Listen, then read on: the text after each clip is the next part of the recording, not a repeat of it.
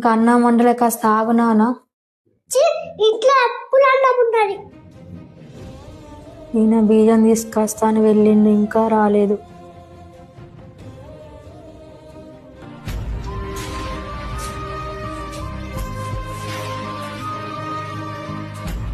కూరగాయలు ఏం తేలేదండి.